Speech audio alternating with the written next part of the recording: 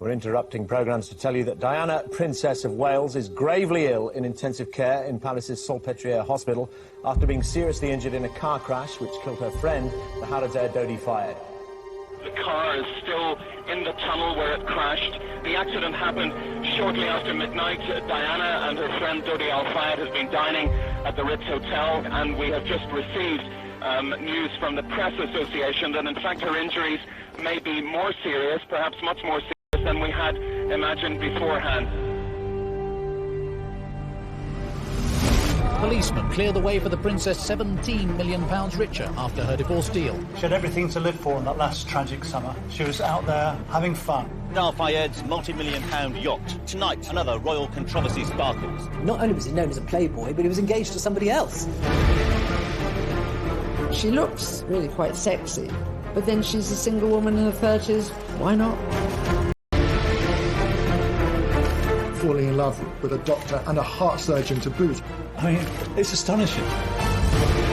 Diana was divorced. Was Diana going to marry Dodi Fayed? This was front-page tabloid news. She was alone. She shouldn't have been there alone. I remember being asked to watch a very harrowing tape, and I thought, I know that look. She was not happy. It was the perfect storm, and it ended in tragedy. If there was no money in the photographs, they would have been after her in the tunnel.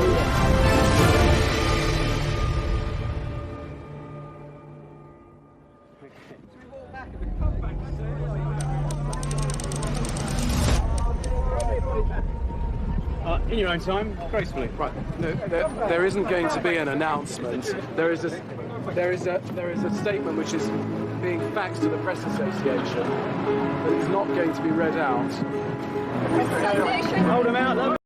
Almost exactly a year to the day before her death, Diana, Princess of Wales, finalises her divorce with Prince Charles. Come right out.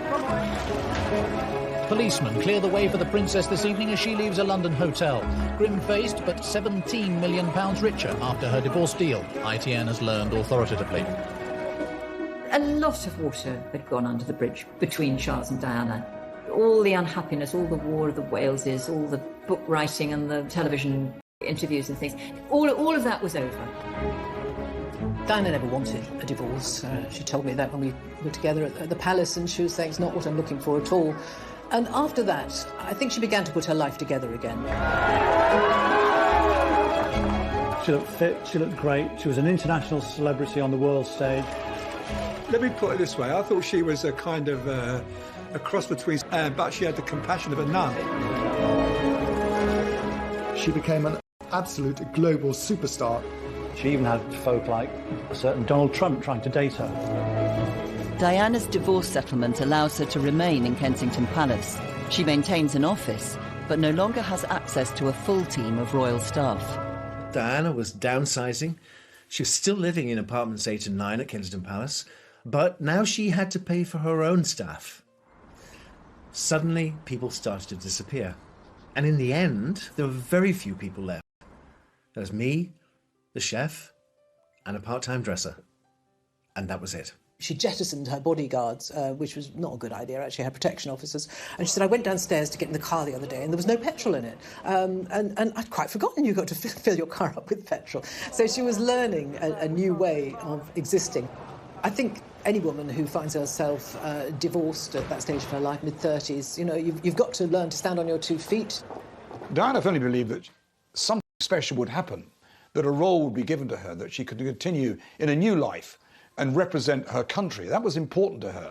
Diana's search for a new role comes at a time when Britain is also seeking a new future. Labour Party, 20,000. A victorious Labour Prime Minister at the gates of Downing Street and a piece of political history. This was simply unprecedented. New Labour, under Tony Blair, win the general election. Our big message was modernisation. The one thing that I think people thought about Princess Diana is that she was a very modern reflection of where she came from. And I think what she knew was that she had this ability to cut through. I think she was interested in a very kind of loose, informal way, her role as a kind of ambassador for Britain. And I remember at one point, I think I wrote this in my diary, that Tony couldn't decide whether to flirt or be a statesman. Now, always a crowd puller of exceptional power, she seeks some sort of ambassadorial role linked to charitable concerns. Diana may have a long-term game plan, but this doesn't stop her getting to work on causes closest to her heart. One of the chosen few charities is the English National Ballet. When the Princess attends its annual gala, the world gets its first glimpse of the new single Diana. As a young girl, she'd wanted to be a ballet dancer, but had grown too tall. And so this was a rather special event. She turns up, she watches it. It's full of, well-known people in the ballet world. But she loved it because it was something she wanted to do, and she looked, why not? She wanted to break away in part from her old life, find new challenges, and make a change, turn the page, if you like. But the new Diana is more than a philanthropic force. From ballet to battlefields. 9 days after the London Gala, she brings landmines to international attention. I am not a political figure, and as I said at the time, and I'd like to reiterate now, my interests are humanitarian. 5 days later, Diana takes this message across the world. She was lauded at ceremonies in New York. She went to the White House and met Hillary Clinton to discuss her landmines campaign. There are said, ladies and gentlemen, to be around 110 million landmines undetected in the world. And all the time you felt she was sort of shedding her past in order to prepare for her future. She was a great ambassador for Britain. People loved her, they flocked to her, and she took the brand of the British monarchy and of Britain itself across the world. Even living saints need the princess. Mother Teresa, who was terminally ill by this time, invites Diana to her missionary of charity convent in the Bronx. Even when the royals abandoned her, she was still probably our #1 ambassador. She was a woman who had everything. She had beauty, she had money, she had power, she had influence. Anybody in the world she wanted to meet, they wanted to meet her, Mother Teresa, whoever it was. This 8-day trip to the States sees Diana operating on her own, without royal security, casting off the symbols of her old life. This unprecedented. There had never been a sale quite like it, and no one had dared speculate how much this American audience would spend. I think once the trappings of royalty, including her own title, HRH, were taken away from her, she felt maybe that she should get rid of a whole lot of other things in her life. And so suddenly that she was going to auction all these fantastic gowns that she'd been given over the years. She says, come on down to the wardrobe room with me. And she had a room as big as most people's sitting rooms, covered with wardrobes all the way around. And all her clothes were in colour coordination from white right the way around the room to black. So she flung open all the doors and picked out one dress one by one and told me the story behind it and said, oh, this is the one I wore at the White House. Do you remember me dancing with John Travolta? Put that on the rail. Oh, and this one, this is an old friend. Do you remember when Charles danced with me? Oh, I do remember this one. That can go as well. Until the whole wardrobe was empty. The new Diana takes a huge gamble. At 70,000, 75,000. From the very first lot, it was clear there were some big checkbooks in the room. Lot 2, the dress the princess wore the night her husband admitted his adultery, went for almost as much. $65,000. For you, sir. I went to the auction in New York, I think it was, and it was fantastic to see the figures that these dresses fetch, thousands and tens of thousands of pounds. But the best was to be the dress in which she met the Reagans and then danced with John Travolta. 200,000 last time. Yours, £120,000 for a single dress. And I think it was more than just raising money for charity. It was a clearing out of her old life and a thought of how things were going to be different in the future. Many buyers were far from sure what they'd do with them. We're going to frame it, put it on loan to museums. Oh no, she's going to let me wear it. She's going to let me wear it. We have no idea what we're going to do with it yet, but we'll think of something. Whatever their reasons, they contributed enormous sums to AIDS and cancer charities, sums that can't fail to have pleased the princess herself. After raising more than £3.5 million for charity, Diana appears happier than ever. But behind the scenes, there's real turmoil. A 2-year secret affair is collapsing, and her life is about to spiral out of control.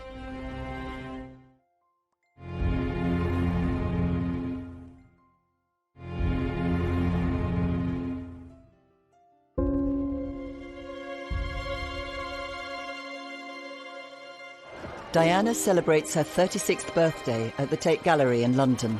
The gallery was opened in 1897 by the Princess of Wales. Today's princess seemed very cheerful on this, her first birthday since her divorce. The guest list reflects not just the cream of London society, but also the greatest names in British cool and Hollywood glamour. She was making new friends. Her traditional friends, the sort of aristocratic type of people that she'd grown up with, were being replaced by celebrities. There was Elton John, there was Versace. David Bowie's wife was there, Steve Martin, some, Hollywood glitterati, as well as a few members of the royal family. It was a big event, 500 people, I think, and she looked absolutely stunning. I mean, she was dressed to kill. But for Diana, there is one guest in this star-studded reception who is conspicuous by his absence. An eminent heart surgeon called Hasnat Khan. There'd been rumours for quite a long time that Diana was in love with a heart surgeon, but nobody knew quite who or whether it was true. In 1996, Diana developed an obsession for heart surgery.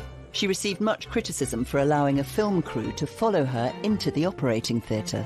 I remember her telling me once when I was at the Palace that she loved to go and watch heart and see for myself what wonderful work the doctors and nurses do. Well, you gather information much more from the visual contact rather than reading books, I find. So when I stand up and speak about the various subjects, whatever it is, I find it more beneficial if I've actually seen it. She said, the heart, it's so important, Jenny, isn't it? The heart, it means everything. But there are other matters of the heart at stake too. Diana was secretly dating one of the surgeons. She was enormously attracted to Hasnat. He is a kind, really solid bloke. And he did this most amazing work. There's something slightly Mills and Boons, if you like, about a young woman falling in love with a doctor and a heart surgeon to boot. I mean, there was Diana who wanted to be the Queen of Hearts, and there was Hasnat Khan, the man who mended broken hearts. But on the face of it, Hasnat Khan was unlikely boyfriend material.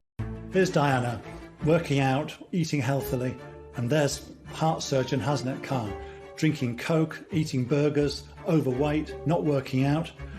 I mean, it's astonishing. Only Diana's closest inner circle knew about the relationship. I would bring him into Kensington Palace in the boot of my car or underneath a blanket on the back seat of my car. The police never stopped me. I'd take him in the back entrance. It was a bit of an adventure. She put on wigs, dressed up, and they went to jazz clubs in Soho. She loved that kind of subterfuge, and the fact that the mass media, the paparazzi, knew nothing about it. That was all part of the delicious charm of Hasnat Khan. So from there on, their romance blossomed, and she met him on dates outside of the palace too. Hasnat Khan, he just had no pretensions. He wasn't interested in fame or what. He couldn't give a damn that she was a princess. He just liked her, and I think she found that absolutely endearing. But however clandestine, a love affair between the Princess of Wales and a Pakistani heart surgeon could never remain secret forever. Sir James Goldsmith lent his Boeing 757 to daughter Jemima and the Princess of Wales to fly them direct to Lahore. On a tour of Pakistan 6 weeks before her birthday, Diana took time out to secretly meet her lover's parents at their family home. The media pounced. Princess of Wales was giving nothing away about her secret overnight meeting. She slipped out to meet the mother and father and other relatives of close friend Dr. Hasnat Khan. But despite reports of romance, the father of the London-based heart specialist said the princess was a good friend, not a girlfriend of his son. But just the confirmation of a close friendship caused huge consternation in Fleet Street. The idea that the Princess of Wales, as was going to marry a doctor from Pakistan and perhaps go and live with him in Pakistan. This was just not what we were expecting. She'd had long conversations with Jemima, was wondering if it was something she could do. But the press attention had rocked the foundations of the 2-year-old romance.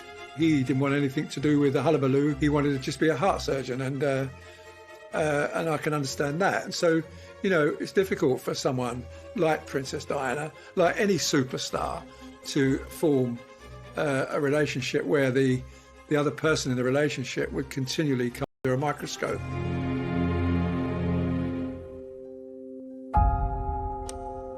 Reportedly a week after the celebrity birthday bash, Diana and Khan have a row at a secret Hyde Park meeting. She once again faces rejection by a love of her life. She told me, no one will want me, no one will want the baggage I come with.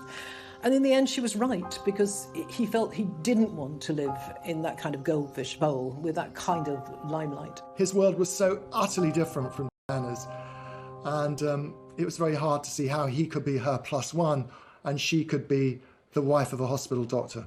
With her relationship on the rocks, Diana's summer is about to spiral out of control. Just 2 days later, she finds herself tackling another major dilemma in her personal life. Diana's big problem after the separation from Prince Charles was what to do with the boys during the summer. Where to take them, what to do. Since the princess gave up her royal protection officers, options are limited. She needs a location that provides both privacy and security. Help comes from an unexpected quarter. Mohammed Al Fayed was a fixture for the royal family. His store, Harrods, was patronised by members of the royal family in their circle. He was very friendly with the royal family at that time and even used to sponsor their events. Mohammed Al Fayed said, look, you love the south of France, you'll love the heat, you'll be on a boat, you'll be well away from everybody. And she thought, why not? So when Diana asked the Queen if she could take William and Harry down to the south of France, then it was just simply waved through. Diana and her boys take the Harrods' private jet to Al Fayed's villa in Saint-Tropez. But the press are onto them and start to question her choice of host. Mohammed Al Fayed's multi-million-pound yacht, moored here on the French Riviera, resort to the very rich, where tonight another royal controversy sparkles. The photograph which has incensed some MPs. Diana, Princess of Wales, arm in arm with the Harrods boss on board his yacht. The Saint-Tropez villa of Diana's friend Mohammed Al Fayed. In full view of waiting press and TV cameras, the princess went to the beach beside it today. She seemed unconcerned by all the attention. The press are having a long lens field day. They were swimming a lot together, they were on the jet skis, they were going off on the yacht somewhere for the day. They had a fun time. I mean, it was the of it. But Diana becomes increasingly irritated by the press intrusion and starts to cryptically toy with reporters. Seeking out British journalists on a boat they'd hired, she was widely reported as telling them, you are going to get a big surprise with the next thing I do. My sons are always urging me to live abroad. Maybe that's what I should do. The irony is that William has since remarked that that time in the south of France was the worst week's holiday of his life. With the holiday threatening to sour, Al Fayed, keen to keep the good times rolling, makes a call to his eldest son, Dodi. Dodi's down the coast with his fiancée. She's a model, they plan to marry, and he leaves her languishing on his yacht, goes off to his dad's yacht, starts making cow eyes at Diana. He was known as a playboy. Not only was he known as a playboy, but he was engaged to somebody else at that time. So you thought, what on earth is going on here? When Dodi jumps ship, he leaves his supermodel girlfriend, Kelly Fisher, high and dry. She believes they're engaged, and a month later files a lawsuit for breach of contract. Miss Fisher loved, trusted, and believed in Mr. Fayed. In return, he took her love, and he gave every indication that they were going to get married, and that he would fulfill all of his promises to her. Paparazzi images of Diana with Dodi are now appearing all over the world. Back in London, Paul Burrell is holding the fort and facing the music for Diana's increasingly tangled love life. Every time the princess rang me, she'd ask about Hasnet. Have you seen him? Have you been to his pub? What did he say? Has he seen the pictures in the papers? What did he think? Is he jealous? Hasnet was furious that Diana could turn to someone like Dodi Al Fayed, the son of a multimillionaire and a playboy. That wasn't Diana. He knew that wasn't his Diana. In the middle of all this furore, Diana receives devastating news from across the Atlantic. Graphic reports covering the murder of one of her closest friends start coming in. Gianni Versace enjoyed worldwide fame and extraordinary wealth, but this morning it wasn't enough to stop him suffering a brutal and squalid death on his own doorstep. He was in the process of opening the gate when he was approached by a white male, perhaps 25 years old. We're told that apparently shot him at point-blank range. This is the spot where Gianni Versace was gunned down in cold blood yesterday morning. The flowers here are covering up blood stains on the steps. It couldn't be a great contrast between this glamorous location in Miami and this cold-blooded act of murder. 5 days after the death of the international fashion designer, a devastated Diana returns William and Harry to the UK. The boys travel up to Balmoral to spend a month with their father. For photographers, it was a welcome relief. Many of them would have spent the summer crawling through the heather to get their picture. This year, the picture came to them. The next...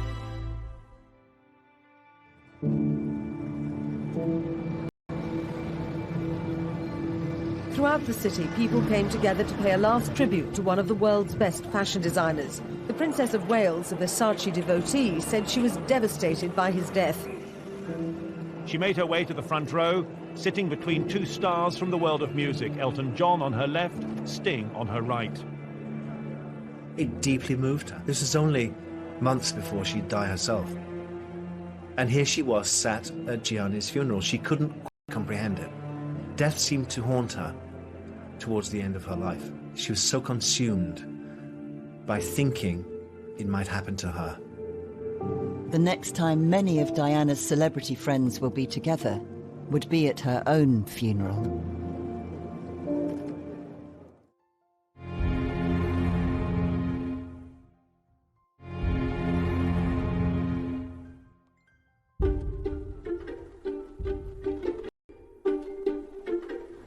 Diana is back in London after attending the memorial service for Gianni Versace 5 days previously. Her boys are up in Scotland holidaying with their father. Prince Charles sported his Lord of the Isles tartan, while all eyes were on his eldest camera-shy son. Home alone, Diana holds another secret meeting with Hasnat Khan, her lover of 2 years, this time in Battersea Park. They had a screaming match late one night. They shouted and screamed at each other, and neither one of them gave in. And so she ended the relationship. You know, I don't know whether it actually broke her heart, but it really upset her. According to Khan, the couple spent the next night together at Diana's apartment. But this was the final breakup, and the last time they saw each other. With Diana's love life spiralling out of control, her schedule is about to follow suit. Within 24 hours of the split with Khan, she's on a plane to Sardinia. Mohammed Al Fayed had bought a yacht, which could be at their disposal, the Jonicle. So Diana then returned to the Mediterranean alone to resume her friendship with Dodi Al Fayed. So the romance was in full acceleration. It was full-on pace, and it was accelerating beyond control. Once again, the press are one step ahead. She was probably the most famous person on the planet at that time, certainly the most photographed, and that wasn't going to disappear, unfortunately, for her. The press pack will spend the next 5 days chasing Al Fayed's multi-million-pound luxury yacht around the Mediterranean. Where is she? Look at that. The feeding frenzy to get the first photographic evidence of a romance between Diana and Dodi is unprecedented. I think she definitely reached this thing rather than a person for a lot of people, I think. The sense that she's not really a person, you can kick her about as much as you want. I mean, boatloads of photographers and reporters. It was just huge. I mean, paparazzi from all over Europe were there. She became more vulnerable. The paparazzi took more liberties.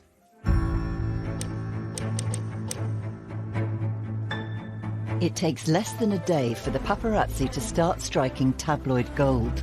Today, though, more pictures appeared of her on holiday with the millionaire Dodi Fayed. 3 British newspapers have paid £500,000 for them. Diana and Dodi are captured in a compromising clutch that becomes the iconic image of their summer romance. They have the full run of the boat, as Mohammed Al Fayed has returned to London. Dodi Al Fayed himself hasn't been seen today, but his father was watching Fulham, his latest acquisition, in action. He seemed relaxed about the pictures. It's all right, he's in movie business, you know, that's all right, it doesn't bother him. After the chaos of the cruise, Diana and Dodi return briefly to London, with the press even hotter on their heels. Tabloid photographers have laid siege to the Park Lane home of Dodi Fayed. Late last night, the arrival of a car similar to that owned by the Princess of Wales led to reports that the two were sharing an intimate meal. Frustratingly for the photographers, there was no opportunity to see the diners, although their own activities were constantly monitored by security cameras which protect this exclusive part of Mayfair. The very next day, Diana left Dodi and flew to Bosnia. This would be no holiday. Along the runway that was once no man's land, past the trenches which saw such bitter fighting, Diana, Princess of Wales, arrived in Sarajevo. She left behind the morning's headlines to take her first steps in the capital, which encapsulates the death, horror and tragedy of civil war. Diana's extraordinarily courageous, doing what royals are not supposed to do, which was to get engaged in political issues. And clearly landmines was a political issue, and she should have been doing something about clearing them up. And she said so and actually influenced politics as a result. Her trip to Bosnia was really important to Diana. It was part of her humanitarian mission. But it was overshadowed by her romance with Dodi. The mass media were just speculating, will they marry? The princess may also have been apprehensive that the large media pack following her were more interested in matters elsewhere than in the plight of Bosnians. Some came too close. Please don't, she asked. After the frustrations of Bosnia, Diana's whirlwind summer gathers even more pace. She briefly hooks up with Dodi in the UK, then 5 days later jets off for a week-long Greek island cruise with girlfriend Rose from Greece. She's pictured having lunch with William in Kensington. It proves to be the last time they see each other.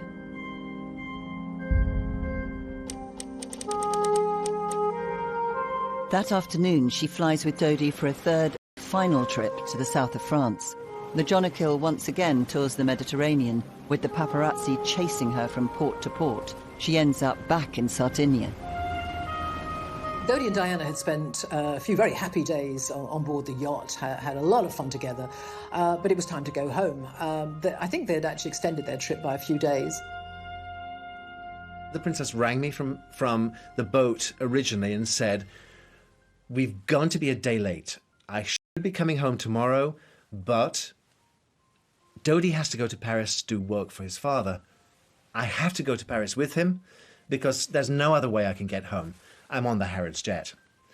So bear with me, delay everything one day, ring Balmoral, tell the boys that Mummy will be with them 24 hours later than she expected, but to be there."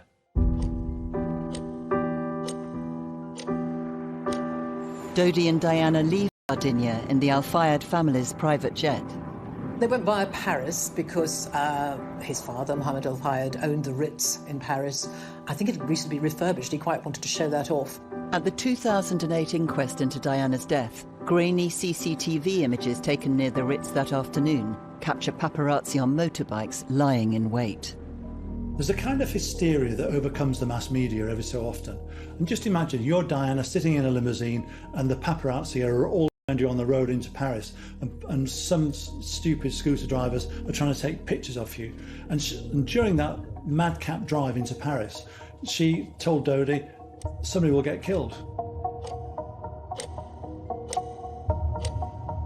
After a whistle-stop tour around the sights of Paris, Diana and Dodi arrive at the Ritz. More photographers are gathering outside. In this CCTV footage, much of which has never been seen before, they're shown entering the Ritz Hotel, crossing the lobby. They go into the lift. Diana is smiling, wearing sunglasses pushed back on her head and a cream trouser suit. They certainly seem relaxed in each other's company. Diana spends the afternoon and early evening largely holed up in the Imperial Suite. At 9:30, an attempt to go out to dinner is aborted when they're mobbed by paparazzi. Dodi loses his temper. When they return, their car is surrounded by photographers, and the couple have to be protected by their bodyguards as they re-enter the Ritz. Dodi's security for the princess, who was an international world figure and a member of our royal family. Diana looks furious as she comes in, and the jury heard there's evidence that Dodi was angry about the chaotic scenes and that he allegedly came up with the plan to try and outwit the paparazzi. She didn't have any security of her own, so she had to rely on his professionalism, thinking that he would be, not realizing that he wasn't. If you can have a relationship and build up a trust with your security team, then there's a chance it will work. If it breaks down, if the chemistry disappears, then it's very, very difficult. It probably wasn't the best, and they were unable to give her the privacy that she actually looked for. The roll of the dice in a last few hours of the princess's life was just so unfortunate. Everything worked against her. Nothing was in her favour. She was in the wrong place at the wrong time with the wrong man.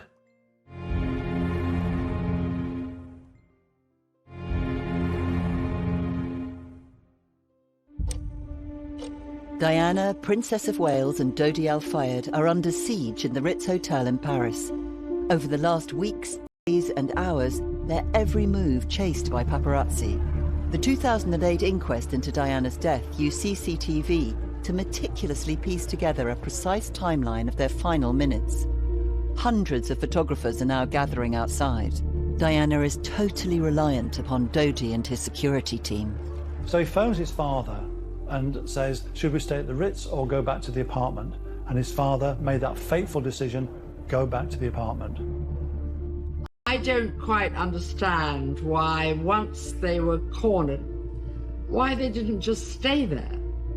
Mohammed Al Fayed, Dodi's father, decided that he should send a decoy car away from the front door to draw the press away, and sent Dodi and Diana out of the back door of the Ritz. But suspecting the ruse, some of the press head to the rear exit of the hotel. And what needed here, there needed to be some dialogue with the media to find out what they wanted, to make arrangements with the police to organise and police the press professionally and efficiently, and not allow them to patrol the hotel at that time. I remember being asked to watch a very harrowing tape, one of the last tapes from the security cameras at the hotel in Paris. And I thought, I know that look. She was not happy. And remembering what a professional, painstaking princess she had been, the way in which, if I made a single mistake, she would notice it. She was very, very aware of how things should be run. You could tell from her expression, even in those last shots, she was unhappy. There was something not right. She knew when things weren't running properly. And I have a horrid feeling that she was already feeling unsafe. It was kind of like a pell-mell evening with no rhyme or reason. Dodi is out of control in terms of he doesn't know what to do, and that leads to them slipping out the back door of the Ritz and then getting into a high-powered Mercedes. It was the perfect storm. A lot of things were in play that night, for one reason or another, and it ended in tragedy. These images, exhibited at the Court of Inquiry, are the last known of the princess. They show Diana, Dodi and bodyguard Trevor Rees-Jones. Their driver, Henri Paul, is 3 times over the French drink-drive limit. In just 5 minutes' time, they will crash in the Pont de l'Alma underpass. Yes, I was just stunned that something so, it seems so commonplace, if you like. Someone so extraordinary and vibrant and larger than life to die in a car crash. She was alone. She shouldn't have been there alone. You know, I still curse her to this day for going all that way by yourself and not having somebody with you.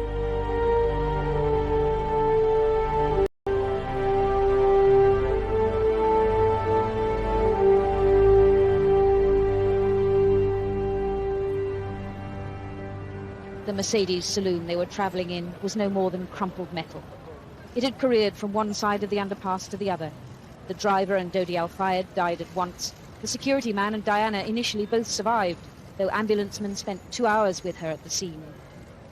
At about 10 to 1, the news desk rang me in London and said Diana's been involved in some kind of accident. We think she's all right, but a man who was with her might be dead. And obviously I had to get myself to London straight away. And all the way up there I was listening to the news, I was listening to the radio output, and it came via, well, obviously the tone changed. I know what happens with a royal death. I know the procedure. For the very latest, monitoring all the incoming wires into ITN, Tim Wilcox is in our newsroom. Let's go to him now. Well, yes, ago that Diana, Princess of Wales, has died, according to British sources, the Press Association learned this morning. That was followed a few minutes later by another report saying that Paris, Princess Diana dead, according to an unnamed French minister.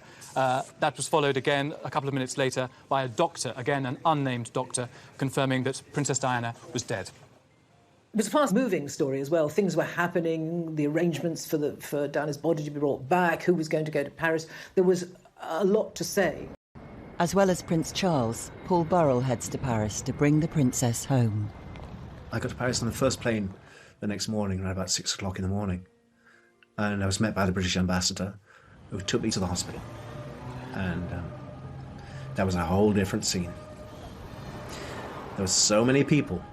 I didn't know where they all belonged, where they all came from.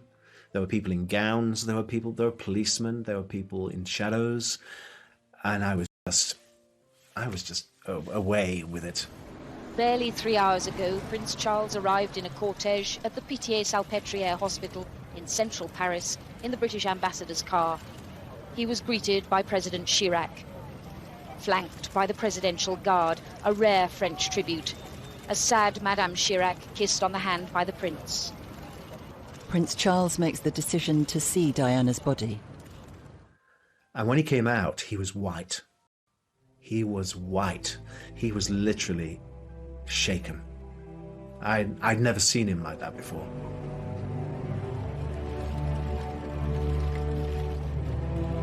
I'd never seen him show so much emotion before. And he suddenly realized the enormity of what had happened.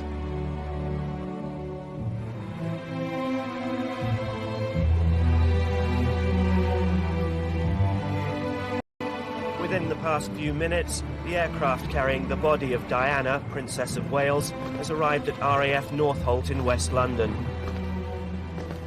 She was the people's princess, and that's how she will stay, how she will remain. You know, in one of those conversations with Tony through the night, he said this thing which has stuck with me ever since. He said, "This is going to produce grief on a scale we've never seen." And I thought, was that right?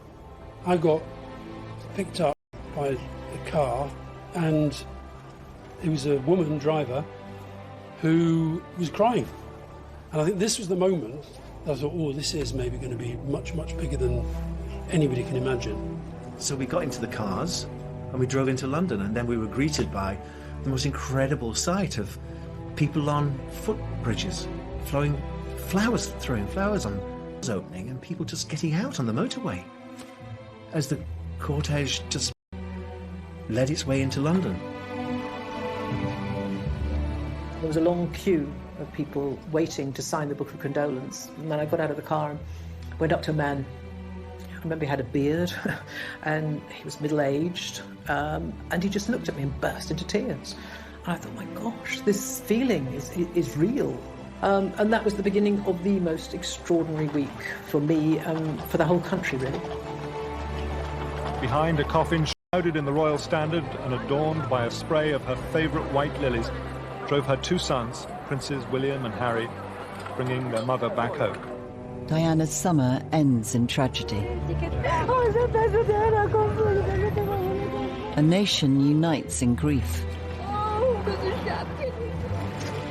but is left searching for answers. If there was no money in the photographs, they wouldn't have been after her in the tunnel. Forced to say goodbye to the people's princess. It is a point to remember that of all the ironies about Diana, perhaps the greatest was this. A girl given the name of the ancient goddess of hunting was, in the end, the most hunted person of the modern age. Here still thousands came. A royal cortege on a motorway slip road surrounded by families stacked up the banks and the bridges.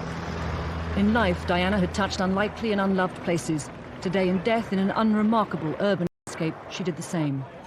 It's unbelievable to think that it was only a year that Diana had as a single person to do her own thing on her own 2 feet, and then she was gone. Well, I remember feeling a strange sort of inevitability about it, that she had had this extraordinary life, that she had had an enormous impact on the world and on so many millions of people. And there was never any way in which she was going to fade away quietly. And although it was tragic that such a brilliant young life should have been cut short, and yet she went pretty much at the height of her powers.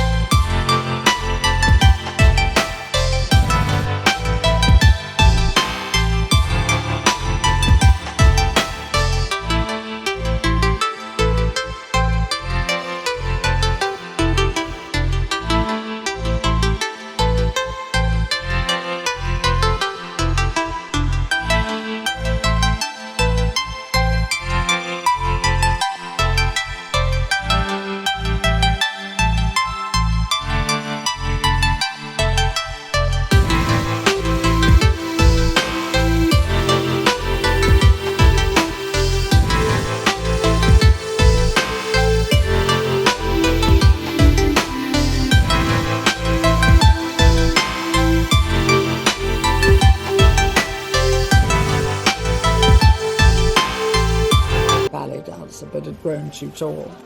And so this was a rather special event. She turns up, she watches it.